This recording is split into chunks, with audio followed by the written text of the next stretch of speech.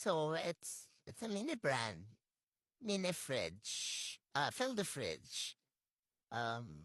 Maraming klase ng mini brand, but this one got me. Uh, Parang this year lang siya ni-release dito sa Philippines, yung fridge mismo. Kasi naghahanap na ako niyan since last year. Kasi napapanood ko siya in feeling ko bumabalik ka talaga sa pagkabata mo. So ayan, ay instructions. May UV siya sa loob pag-open man ng fridge. So, papakita ko din sa inyo sa mga next videos kung paano siya ginagamit. Paano ginagamit yung UV. So, yan. Open mo na natin siya.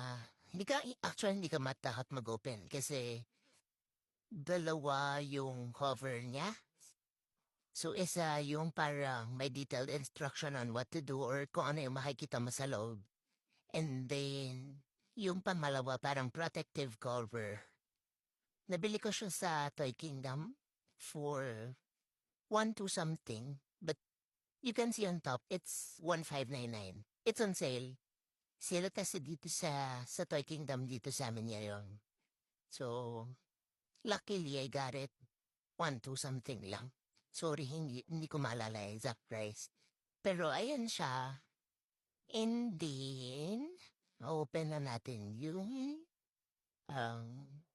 second cover para makita niyo yung buong loob. So, medyo mas ma-tight yung pangalawa compared din sa unang cover. Pero once you open it, or pag nasira niyo na siya, dire-diretso na siya. Ayan. Diba? Madali na lang siya. Hmm. Ayun. So sorry. Nalaglag ang mga shelves and drawers. Hindi pa shelves, drawer lang pala. Nalaglag, so ayan. Naghahanap ako ngayon. Isang drawer. So wait lang. Ito na. Mahahanap ko na siya. Wait lang.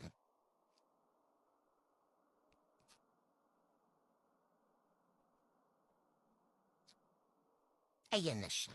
So 1,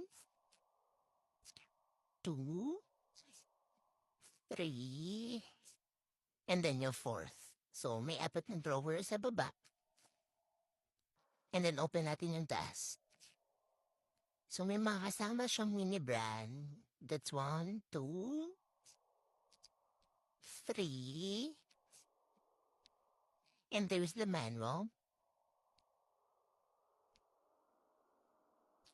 Ayan. So yung light na nakikita nyo, that light can turn into UV as per checking dun sa back kanina if marirecall nyo. So ayan siya. Ayan. And the instructions. And then ayan. Ayan. So see you next video.